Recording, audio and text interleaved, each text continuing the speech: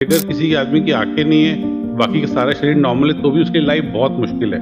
बिना एक पैर के, बिना एक हाथ के आदमी फिर भी आराम से जिंदगी बिता सकता है, पर बिना आंखों के जिंदगी बिताना बहुत मुश्किल है। क्योंकि इंडिया में भी सब सोचते हैं ना कि अगर अमेरिका आप चले गए या बाहर आप चले गए इंटरनेशनल, तो वहीं पे सब कुछ अच्छा है। इंडिया को फिर वो यही सोचते हैं कि बाहर ही सब कुछ अच्छा है। हर रोज कोई ना कोई पेशेंट अफ्रीका से, ऑस्ट्रेलिया से, अमेरिका से, सब कंट्री से ट्रेवल करके इंडिया आते हैं इलाज कराने के लिए। उसका एक रीजन मेन है कि अगर वहाँ पे किसी चीज़ के लिए वो लोग 1 लाख रुपए कर रहे हैं, तो वही ट्रीटमेंट यहाँ पे 10,000 में होता है। तो पहली बार ऑपरेशन थिएटर में जब जाते हैं तो बहुत ज़्यादा डर लगता है। हम लोग के दोस्त या कई सारे लड़के ऐसे थे जो कि ऑपरेशन थिएटर में गिर के बेहोश भी हो गए। प्राइवेट वर्सेस गवर्नमेंट हॉस्पिटल्स होते हैं या आई केयर होते हैं, उसमें आपके हिसाब से सबसे बड़ा फर्क क्या होता है पेशेंट के एक्सपीरियंस? किसी भी गवर्नमेंट सेटअप में सब सुविधाएं, अच्छे डॉक्टर होने के बावजूद भी, अच्छी मशीन होने के बावजूद भी इतना ज्यादा रश रहता है, इतने पेशेंट रहते हैं कि डॉक्टर चाह के भी पेशेंट को उतना टाइम नहीं दे पाता है जितना कि देना चाहिए।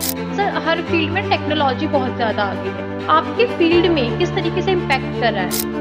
एआई बेस्ड सर्जरीज का एडवांटेज है कि वो जो भी रिजल्ट डॉक्टर दे रहा है उस रिजल्ट को और एनहांस कर देती है और सेफ बना देती है। तो सर्जरी के मेन काम तो डॉक्टर करता है, बट एआई उस डॉक्टर को हेल्प करती है और अच्छा प्रेडिक्टेबल आउटकम देने के लिए। जैसे मैं तो एक कॉर्निया सर्जन हूँ, मैं बहुत सारे ट्रांसप्लांट्स करता हूँ। तो ऐसे पेशेंट जिनकी दोनों आंखों की कॉर्निया खराब है, वो चल फिर नहीं पा रहे हैं, और जब उनका ट्रांसप्लांट करते हैं और जब उनको चलना फिरना अपने घर वाले दिखाई पड़ते हैं, तो उनकी खुशी का ठिकाना नहीं होता। वो समझ नहीं पाते कि मैं 10 साल बाद अपने बच्चे को देख रहा हूँ या अपनी वाइफ को देख रहा हूँ। तो वो पेशेंट जो फीडबैक देता है, वो जो खुशी होती है, वो एक अलग लेवल पे पेशेंट की भी खुशी होती है और एज अ डॉक्टर आप उसकी खुशी को फील कर पाते हैं।